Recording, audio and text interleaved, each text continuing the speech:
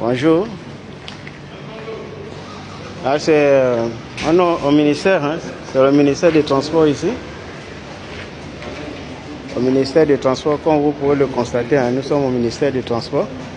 Là, c'est l'entrée principale. Entendez que je vous filme l'entrée principale du ministère des Transports, vous voyez. C'est l'entrée principale du ministère des Transports. Là, c'est la grande entrée du ministère des Transports. On va vous présenter la situation, hein, parce qu'on a déjà des gens qui sont passés par ici. On va vous présenter la situation exacte. Comme ça, vous allez avoir une petite idée. Là, nous sommes au ministère. Ce que vous voyez là, c'est l'eau en fait. C'est l'eau, ça coule à tout moment. Et là, c'est là où les gens qui sont très bien habillés en veste passent par là. Et tu peux passer, je vais voir comment. Voilà. Vous voyez, voilà, ça c'est. Voilà. C'est comme au village, quoi. Voilà. Là, c'est l'eau. Voilà. Là, nous sommes en plein ministère. Hein?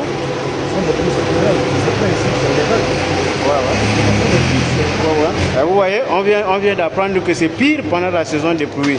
Parce que là, nous sommes en saison sèche, vous voyez, c'est déjà comme ça. Donc, ça veut dire que c'est pire en saison de pluie. Et là c'est parce que le malheur, c'est parce que c'est hors du ministère. Et puis, c'est là où les gens travaillent. Ici, c'est là où on frappe les permis. Là, c'est les permis, vous voyez.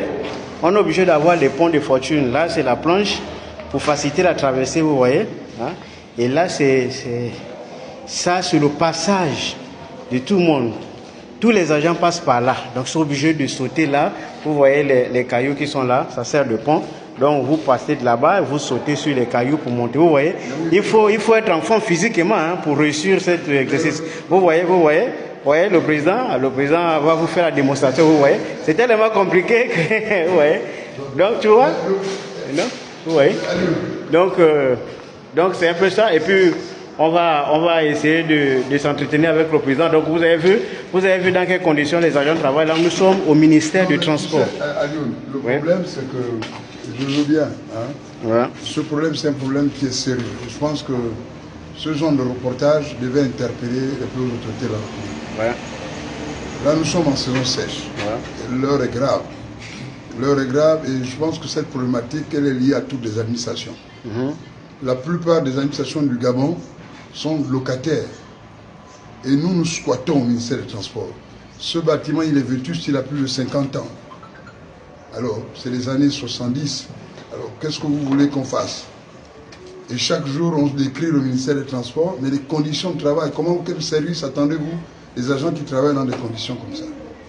Et je pense que le reportage de l'ITOM de tout à l'heure, devait être un élément déclencheur pour que notre ministre, le ministre général d'Ibaï, comprenne que quand on prend ses fonctions, il faut faire le tour du propriétaire pour voir dans quelles conditions, parce qu'au lieu que d'écouter les ragots, les gourous qui ont pris en otage notre ministère, il faut bien, parce que nous, en tant que leader de la société civile, en tant que membres des syndicats, nous devons, au-delà des revendications corporatistes, ça sont des revendications corporatistes, nous devons être des forces de proposition. Et nous avons déjà interpellé. Évidemment, il faut quand même reconnaître que ce n'est pas une situation qui date du ministre Libaye.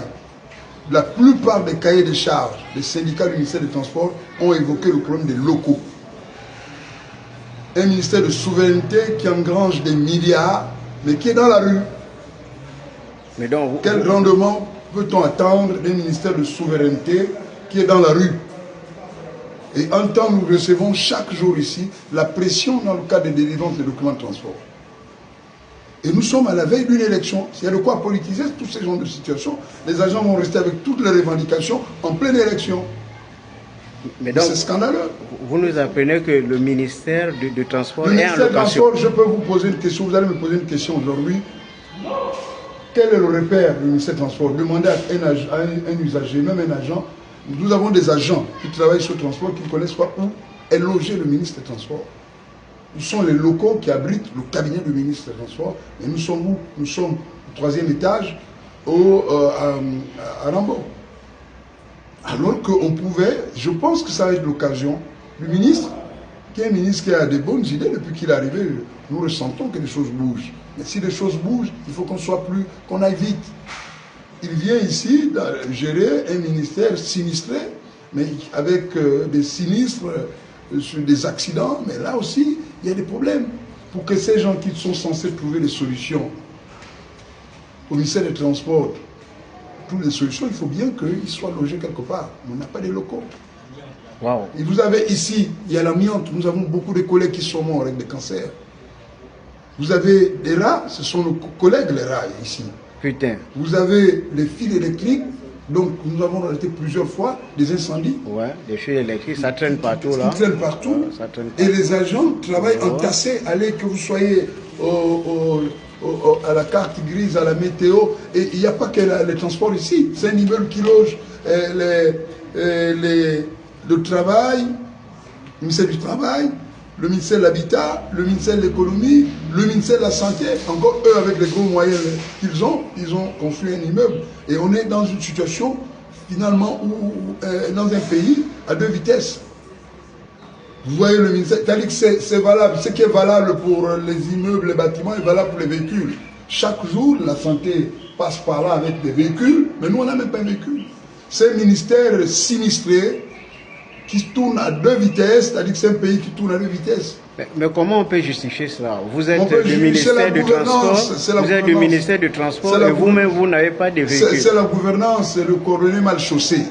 Voilà, donc c'est une question de gouvernance globale du pays, une question de gouvernance sectorielle. Et un ministère comme celui-là, qui défraie la chronique avec le problème des accidents, mais les accidents, c'est bien beau de s'en prendre aux agents. Je vous dis bien qu'on ne s'en sort pas ici. Est-ce que le général, c'est vrai qu'il vient à peine d'arriver, est-ce qu'il a déjà à sa possession ce cahier des charges? Non, le général a le cahier des charges, mais nous osons croire que dans une administration, dans le cadre de la continuité de l'action gouvernementale ou de l'action administrative, quand vous arrivez, il y a des dossiers. Mais le dossier concernant, lié aux locaux du ministère des Transports, c'est un dossier qui existe. Maintenant, si les prédécesseurs ont occulté certains dossiers clés, c'est tout à fait normal que le ministre se retrouve dans les nuages. C'est cela le vrai problème, parce qu'il faut bien que, pour que lui prenne des décisions, qu'il soit informé des priorités.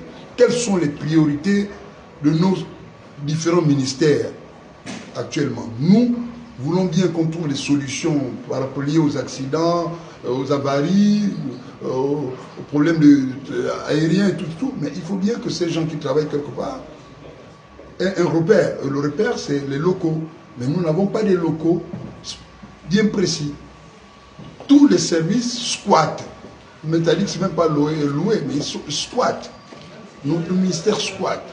Donc il est temps, il est plus qu'urgent que le ministre travaille avec son collègue de l'habitat, qu'on trouve un site où on va construire toutes les infrastructures, les transports, le bâtiment qui va loger les services de transport, un site pour les examens du permis de conduire, un site pour